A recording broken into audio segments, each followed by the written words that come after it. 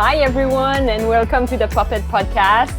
For those who are new to the show, I'm Caroline Bernier-Dionne, CaroBD, or in English, CaroBD. I'm a Québécoise, French-Canadian, and I'm doing this podcast because I care of puppeteers. I'm part of this international community, and I feel really that I need to give a platform to those people who have a lot of talent and they have something to say. So today we have someone from New York, and they just finished the cheer for the worker, the essential worker, and I think we are on time, and it will be more quiet in the zone because it's so beautiful to get the chance to connect online in a live with people who are passionate like the Puppet Podcast audience. So let's bring in the screen Mr. Chad William. Woo! Hey! How's it going? Yeah. Good. Yeah. Thank you to be part of the show. Thanks so much for bringing me in, and thank you to everything you've been doing for, like I said, giving puppeteers a platform. It's so cool to see different puppeteers from different nationalities and different languages spotlighted. And even though I can't always, because I don't speak French, I love just watching anyway and seeing like, oh wow, like what are they into? Like what's their work like and stuff. So thank you for allowing us and what we do to be a part of the everything you've been doing. Yeah, thank you very much, and I appreciate your stuff because you're kind of important in this transition that we experience as puppeteer. And I want you to introduce your company first, Chad, and after we will go on towards this new, maybe you can talk about it, this new way of doing puppet show. This brave new streaming world. Yeah. So hi everybody. My name is Chad. I'm a puppeteer. And we're from Wonder Spark Puppets. It's myself and my wife. We started our like mom and pop puppet company, as many married couples do in the puppeteer world. There's many puppet families out there. And we've grown since our early days. 10 years ago, actually, it's our 10th anniversary together in the puppet company to be a 5-person team. And so with each child that we had, we brought on somebody to fill in for Z's maternity leave. And then we had enough work that we just kept them on. So now we're a 5-person team. And during the quarantine, as we'll talk about, like we found things to do to continue to support our team members, these amazing puppeteer women living in New York City, also quarantined. And we feel like, well, as a team or as their manager or, a promoter or whatever, like we're responsible for them in some way. So part of the work that we do now is partially geared towards supporting the people in our team, financially and otherwise. Wow. So we do a lot of, we do majority hand puppets shows and tabletop. And that's kind of what with the camera, you can kind of see I'm broadcasting from my bedroom. Normally we had the camera a little bit lower for tabletop especially, but if I'm standing up at full height for like interviews, you definitely see a little bit behind the scenes. So we're in our tiny apartments in Queens, New York, which, as many of you know, is like the hardest hit with the epidemic, early on. Thankfully, the amount of people dying every day has gone down. For a while, I mean, I was doing a puppet slam, and like hundreds and hundreds of people have died that day, and we've had neighbors that have died. And it's like when someone when you know someone personally who's been affected by something, it becomes personal to you. So all of us in New York City, as opposed to a lot of people that you may have read about in the USA, who have a much different opinion about the virus right now. Yeah, very personal to us, and it's very real. And so for the last close to 75 days, we have barely ever ventured out for anything because the Grim Reaper is literally on our doorstep. Even now, we're still just hyper aware of how careful we have to be until some kind of silver bullet has been found. So like many of the puppeteers on this podcast, we've been furloughed, we've been out of work. We lost all these gigs. We lost like 70 gigs immediately.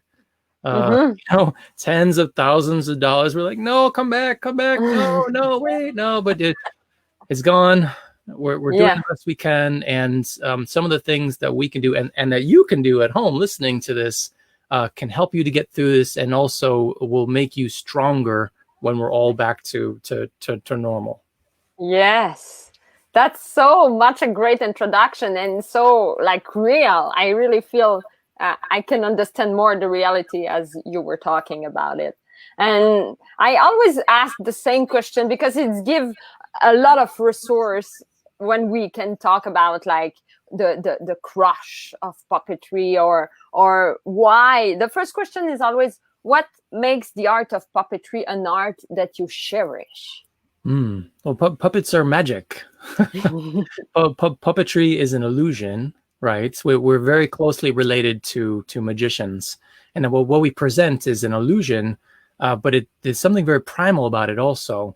So it can be like a magic trick in that your brain is being tricked a little bit into believing that this manipulated object is alive or has life. That's the technique. But there's something very primal in like the back of our brains that can shift, that feels like, oh, maybe this is, alive or something. And it takes adults longer to reach that point. Kids buy into it instantly. And there's no other art form, or I should say, our particular performing art has certain things to it that you can't do in any other art form. Like you can bring something to life, and you can literally kill it on stage to where if you're not touching a puppet, it has no life. It can die. And if you can invest the audience in that, I don't need to say that there needs to be death every time you do a puppet show, but there's certain things you can do with the puppet, including transformation or things the human body cannot do. That makes puppetry very special in that way. And if you are out there, puppeteer, are thinking about like, how can I make my stuff more puppety or more unique or more different? Always think about the strengths of puppetry and what makes it different than regular straight theater. And from the audience's perspective, one of our mentors, Jim Rose, who's a very famous American puppeteer. His parents were his parents were Rufus and Margot Rose, who were on the Howdy Doody show, and manipulated Howdy Doody for years and years. He always said that everything that's available to theater actors or to like a theater play is available to you too as a puppet theater artist, right? You got costumes, puppets can have that, makeup, music, lighting, all those things you can have in a puppet play too. But there's things you can do in your puppet show that you cannot do in a straight play or a music or whatever. In the back of the audience's mind, even though they're seeing, okay, here's this character who's just come onto stage in like a regular play. They're wearing a costume, they're acting. In the back of their minds, they're thinking like, well, this is an actor, and at the end of this play, they're gonna go home and sleep in their bed or something. But a puppet is built specifically for that moment, specifically for the play, or even just specifically for a scene. If you have a very sad character, you carve the face sad. No other emotions, right? That's something that puppetry can do different. And I hope, my hope is always to see work that kind of like encompasses what makes us different instead of trying to emulate other art forms. Yes, and it's true. It's so unique and so magic. So that's good. That's a good like advice for puppeteer to do stuff that human cannot do with your puppet. And it's really good. And I want to know more about your crush. You talk about your mentor, but maybe you have a specific moment when your crush happened, like you decide like, this is what I'm gonna do with my life with puppets. Well, I always tell people that I married into puppetry because I wasn't one of the many puppeteers who knew from childhood I want to be a puppeteer.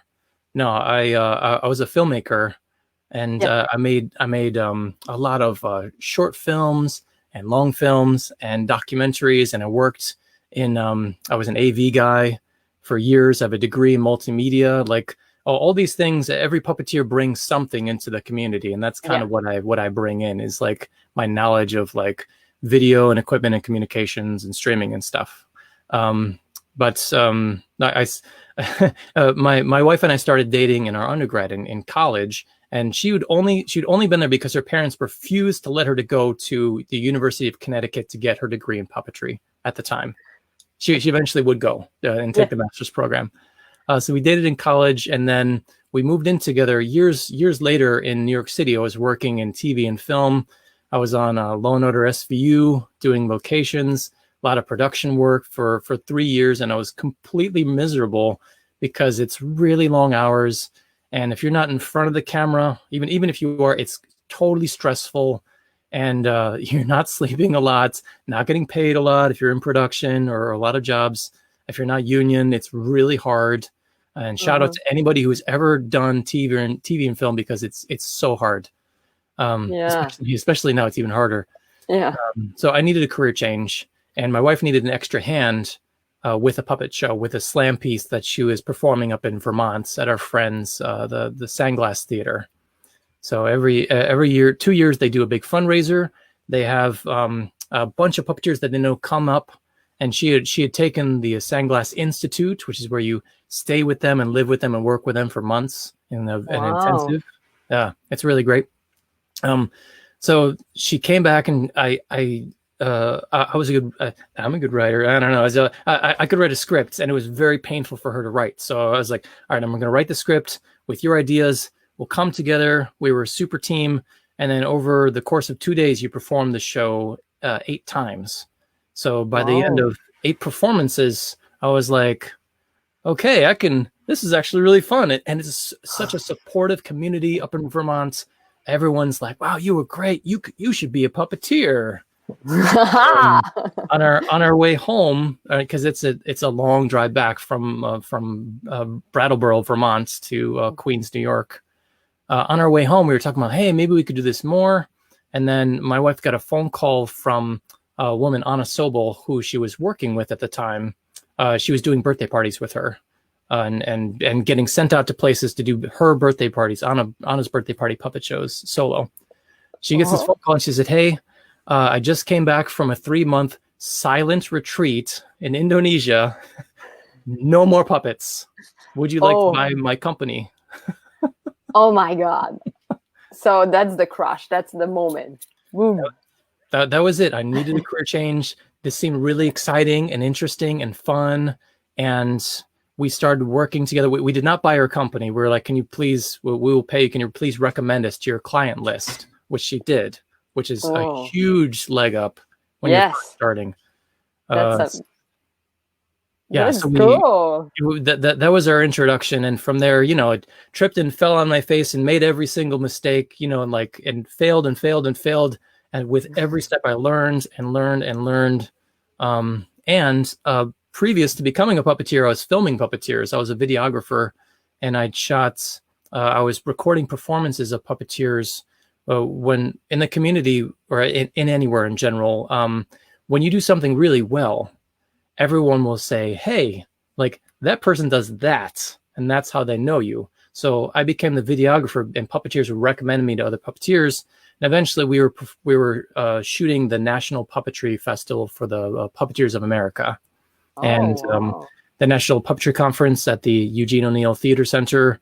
So I was shooting probably like 1,000 performances, some of them like the greatest international companies who could come over, some of them the greatest American or Canadian companies, and we would interview them as part of the shooting the documentary, and I'd get to all their amazing puppet philosophies. I was listening as I was behind the camera, so I had a real great grasp of technique and philosophy. And if you out there, and if you're thinking about becoming a puppeteer, or if you are a puppeteer and you're like, wow, I want to be bathed in puppet philosophy, that's great. There's so many great resources out there, including this one. Thank you, Caroline. Listen to other puppeteers talk shop, and I love that. Yes, and that's kind of my next question, because I always want to know the opinion of the puppeteers. Like, what is the best field of study to go into puppetry? I know you talk about your story, but do you have like an opinion on that? I do. One of my very first gigs where it wasn't just myself and my wife, where I was a part of an ensemble puppeteer. Is very nerve-wracking. Was my friend Alyssa Honeycutt was putting on a puppet cabaret where she is a classically trained opera singer who can, sing your pants off in a cabaret style. And she's amazing at singing really funny, personal cabaret stories. And she's like, I'm going to combine that with puppetry, a lot of 3-person puppets. So I was doing the feats for the first time in my life. But she told me, because she wasn't a puppeteer full time. I mean, she was a singer when she could be. Like a lot of puppeteers, you do your day job to save up for the job you want. You make money on the side so you can tour or something. So she had a job. She continues to work in video games and programming. She's a producer for apps and stuff. Yeah, that's her day job. So she was telling me, she's like, I ain't a builder. Hell no. I'm not going to learn how to build. I'm not interested in building. I went to school and I got all this debt so I could be a performer. That's what I do. Now, there are people that you can hire to be a builder, and they're the greatest builders of all time, and that's what they want to do, and that's it. But you don't have to do everything. Yeah.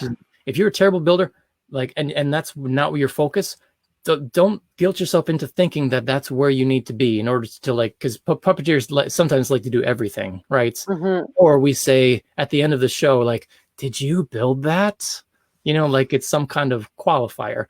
No, you shouldn't use pre-made puppets. Let's say there's a stigma against using that in your shows. Mm. But she was the first one early on to be like, no, you don't have to do it all. Just focus on what you're good at. Get the best people who can help you and support you to do everything else. And so she focused on performance and leading us. She was great at that. And she's a very amazingly talented person. I was happy to be part of the team. And then she surrounded herself by all these other great people, including one of the greatest marionettes in America, Philip Huber. She's like, Philip, can you please help me string this marionette for my show? And he's like, yeah, sure. I mean, why not? He's a very great and giving individual. Mm-hmm. So that to me was like, okay, all right, because I'm not a great builder at all. Yeah, but so, you have to be surrounded with good, talented people, as you said.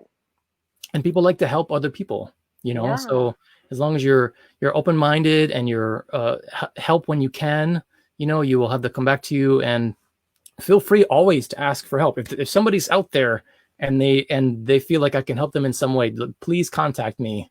Head over to our website, or Facebook page or something. I'm always happy to help. And right now I feel like I have a lot of skills from my background in filmmaking and multimedia stuff that lend itself to this crisis. So I've been teaching streaming workshops for the last 6 weeks for just puppeteers with our collaboration with Ibex Puppetry, Heather Henson's company. And we're going to do them for more than just puppeteers soon. And even though I made every single mistake learning how to be a streamer, I never thought I'd be a streamer before. Like I feel like we had the technology lying around. We had a great internet connection. We had like all the tools and the know-how to do it, and then help people, to help them get a leg up. Yes, that's so much a reality of the community. Like we have Honey there who say hi, Chad, and she remember your story. We have like people from all over, and yes, you will maybe have some email coming in after this. But I will go on with my next question about like, I always love to understand the definition like that puppeteers have towards puppetry. Like when a kid asks you like, what is a puppet? Or when your uncle or someone like just, what are you doing? Like, what is this puppetry thing you're doing? Do you have like some answer you could like give? Of course. That one of the questions we asked when we were filming our documentaries of every single great puppeteer, because we shot 4 different years at the National Puppetry Festivals for Puppeteers of America. We always ask them the same question. Yeah, that's good. So we got many different answers, a lot of the same. but the one person who stood out, and I was like, oh, this is magic, was our friend Bernd Ogrodnik. And if you haven't interviewed him yet, you should. I will note it. Yes. Yeah. He's incredible and so talented and an amazing builder. I mean, he can do it all, right? Yeah. We asked everyone, if a child comes up to you and says, "Is the puppet alive?" What do you say? And everyone usually said, like, "Oh, a puppet is an object that you bring to life through direct manipulation, usually your hands," which I believe is the official Henson also like definition of a puppet. And that like Brian Henson, not like the Muppets or anything. But he said, like, "Is the puppet alive?" He said, "Yes. Yes, it is. It is." He's like, "Am I real? Is this shirt real? Is this real? Yes, the puppet is real too." Mm-hmm. And that was it. He didn't go into like, well, there's something like primal in like the back of your human brain from hundreds of thousands of years ago that might think like the perception of like the corners of your eyes make it possible for you to feel like, oh, maybe this thing is alive, like the thing. So none of the science. He's just like, it's real. Boom! He just drop it. And that's why I dislike, and I will never do, unless a venue specifically asks me, I will never bring a puppet onto stage after the show and show them how it works, because it kills the magic. It just kills the magic. We had a little boy, a friend of ours, just texted us today and said that their little boy who loves watching our streaming performances every single week, said that he gave me this comment that I was like, oh my God, I never thought about that before, because during our shows, I come out and introduce the show, tell everybody a little bit of pre-show banter, and then we count from 10 to 1, and then I go into the booth. And then the show happens, and you cannot see me during the show, during our hand puppet shows. Then after the show, I come out, and I say, thank you very much. And he said, like, Daddy, I think maybe that man did the puppets. But he wasn't exactly sure. And I was like, oh my God, I've never actually thought about that. I was just like, clearly I just walked into the booth and, my adult brain is like, yeah, he's a puppeteer. Everybody knows the score. But I was like, I will not bring the character from the show that you just believed was alive out so you can see that it has no legs on the hand puppet and show you how I manipulate it. I mean, as cool as it might be to have like a tutorial like that, I feel like you got like, show them how it's done, make more puppeteers, or like kill the magic. Some venues require you to do that. And I always just feel like, oh no, don't show me how it works, please. If I'm really interested, I will come up to you after. So that's what we do. With all of our live shows, we don't do like a show and tell afterwards. I just say, thank you, goodbye.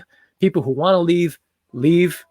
And the one or two that are really interested will walk up, try and peek in, and be like, hey, come here. And bring them around back and show them. And a lot of parents that were leaving are like, oh, something's happening, and run back over like, oh, shove their child in like, me too. Yeah, get him in there, but which is fine. But I feel like save that magic, keep like the puppet is alive. It's not like a credo that I believe in, that they're not extra beings. They're just me acting through this thing that is attached to me physically. But the idea that they might be, even in like a child's mind, I want to preserve. Yes, that's so much a good answer. And to keep it like secret for maybe a little group of insiders. That's kind of cute. I love it. Thank you. I mean, it's clear what's happening, and they'll get it eventually, right? But I don't want to like kill the magic instantly. Like, hey guys, you like that? Ugh. Oh, no. That's true. That's a good vision. I like it's just my opinion. And if you out there feel differently, that's fine. Yeah. It's freedom. The world of puppetry is so much freedom and possibility. And I want to ask you, because this art lives some up and down, maybe into like film, but in your opinion, do you think this art is in a golden age or is less popular in your observation right now? I feel like we posed that to Jim Rose too, and he was like, look, puppetry is always dying, right? That's everyone's question. Is puppetry dying? But it's true. Every puppeteer you ask will say there's more puppetry out there now than ever before. It's on Broadway. It's on TV. It's in theaters. It's on your laptops. It's literally everywhere. Do people understand that it's puppetry every time? No, which is interesting because there's a very famous there's like a jackalope and a platypus Geico, I think, commercials happening, or at least in America. It's a series that's gone on for years. And if you don't exactly know that actually these are puppets and not just animated figures, you can kind of tell by their limited movement or certain things that they do. Yeah. You wouldn't know, oh, actually those are puppets, right? Or on Broadway, I think Puppeteer, well, there's this whole debate in Broadway, but Broadway or other theatrical productions don't always, in their playbill, list what's happening as puppetry. They'll list maybe people as puppeteers, but they'll list them as like special effects or something. Yeah. But if you know, you're like, clearly that tentacle that just came on stage, somebody's giving it life. Puppetry, right? The giant inflatable dragon that came out in Shrek the Musical. Somebody's inside there wagging it and making it feel like it's still alive and not just like a figure that just got wheeled in and wheeled off. In the theater world, there's this long debate for decades about how the theater unions, or at least in New York City, classify puppeteers. And there's been no good answer for forever. Are we wardrobe? Are we props? Puppeteers got pulled into a meeting with the SAG-AFTRA presidents years back to say like, hey, this is what you should do if you want more puppeteers in your union, is like classify us as actors, please, because that's what we're doing. Like, you can't just pay us as props or list us as, or it just doesn't make sense. So anyway, that's this whole. No, but I'm totally with you. I experienced that with big production to be part of every department, and I really agree. That's some naming that we need to do, and that's why we need to promote and just declare it more often. That's true. I want to ask you about the future, like as Wonder Spark Puppets. Do you have or yourself as Chad Williams, do you have a bigger purpose as a puppeteer, like a big thing you want to achieve in your career? You said, I need to go there. Of course. I feel like everyone does, right? I mean, we want to change the world. Yeah, but some said at the podcast, and they know themselves, they say that they are humble, but some people are really passionate about changing the world. So I'm glad I can give you the mic to say what you want to change. So America right now is America always is having a problem with race, with how we treat our poor, with everything, all these social injustices. And right now, as we record this, Minneapolis is burning, and there's looting and riots, and there's a crazy amount of injustice. I mean, if you look at the federal branch of our government, the administrative branch, it's like everything they're doing, it's like it's just unbelievable as we slip, closer and closer to just an authoritarian regime. Anyway, before I was a puppeteer, before I was a filmmaker, I worked in correctional facilities. My father was a superintendent of a prison. My mother was a kindergarten teacher. Those are similar.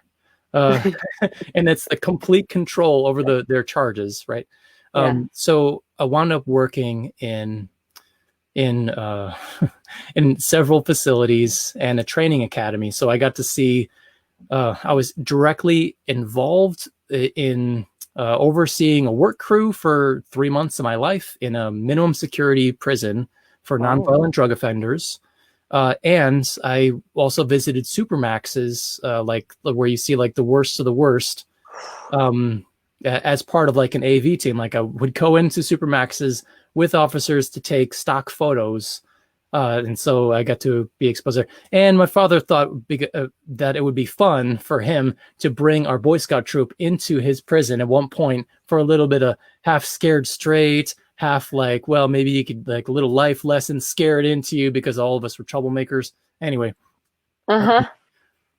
everyone in corrections, from the inmates to the people on the other side, to the administration and to the correctional officers, all of them agree that in order to make sure that this situation doesn't happen, that like we're locking people up and how are we treating them so poorly when they're locked up, all that starts with our kids, all of it, and there are a lot of great programs in New York City right now and in New York State, which is one of the best reform prison states, which is just crazy thinking about that we're the best. Anyway, there's so many people who get it. Like you have to start with your kids. You got to teach them right, like racism, like that old musical South Pacific. There's this song and dance about that they have to be carefully taught, as in like racism or other terrible attitudes or anti-Semitism. You don't come out of the womb that way, right?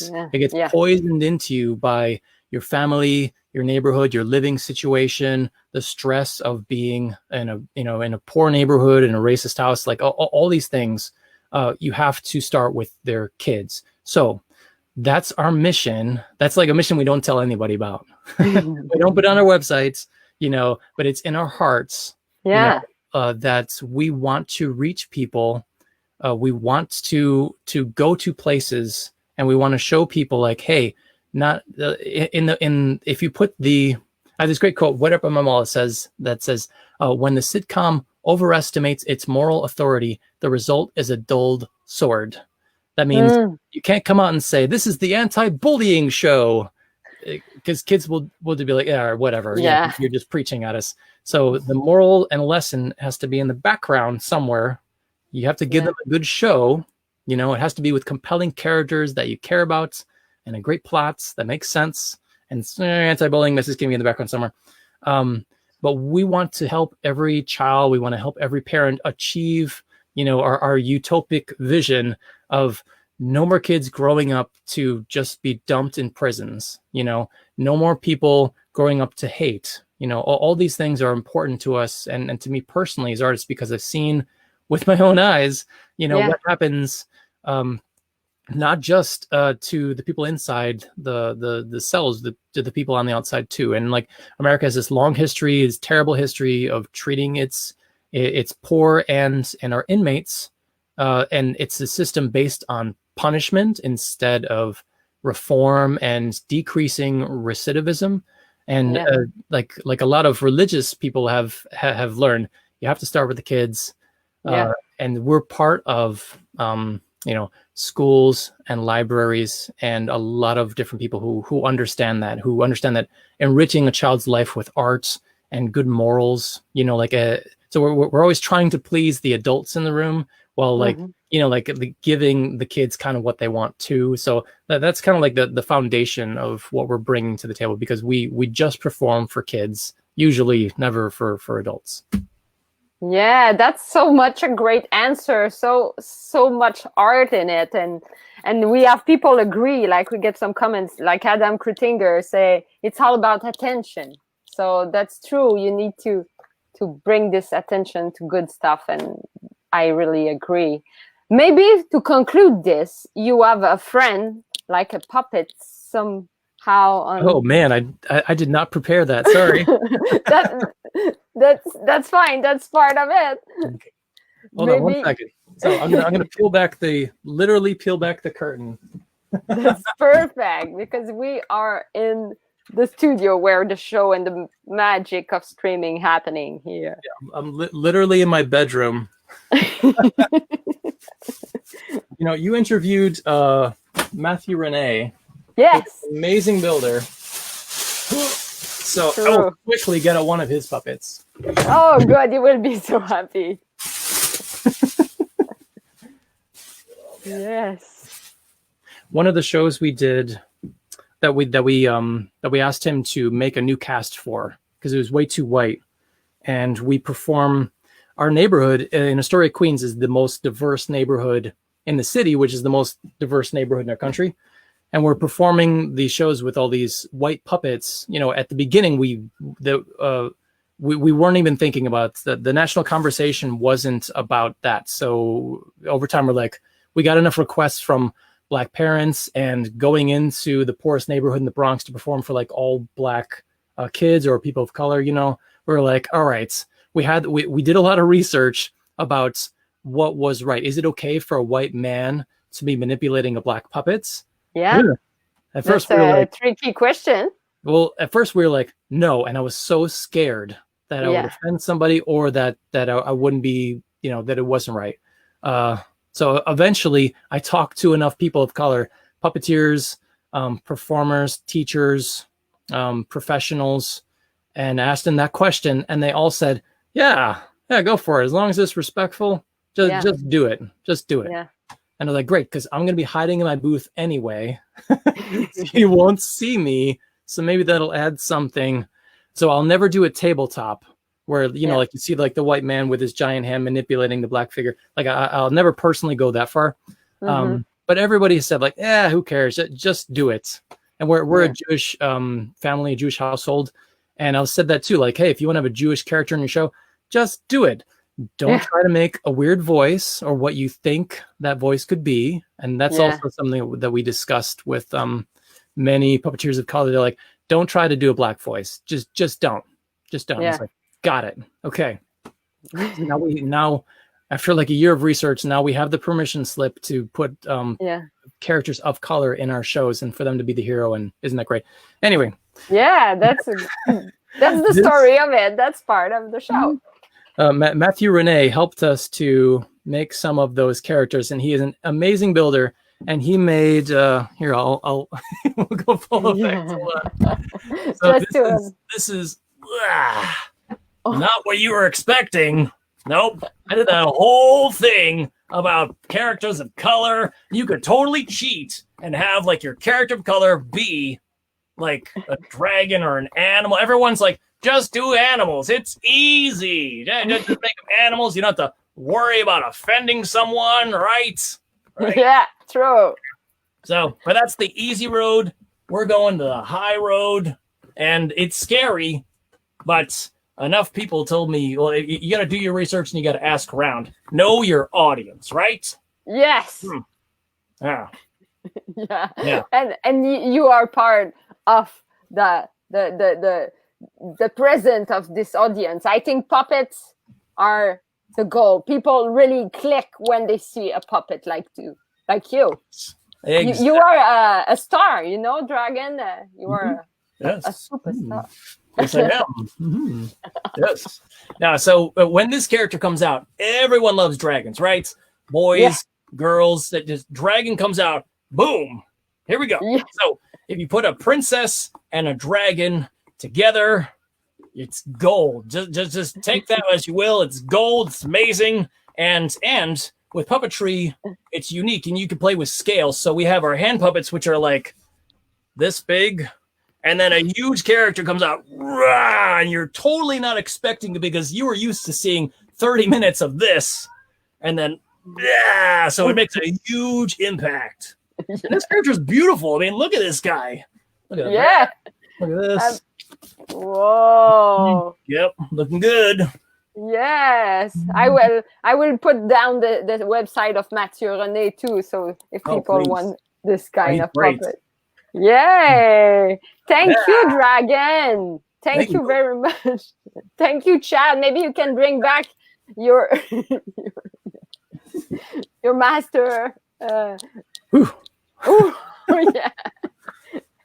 Thank you very much for all of this. So if people want to see more of Wonderspark Puppets, where they can find it?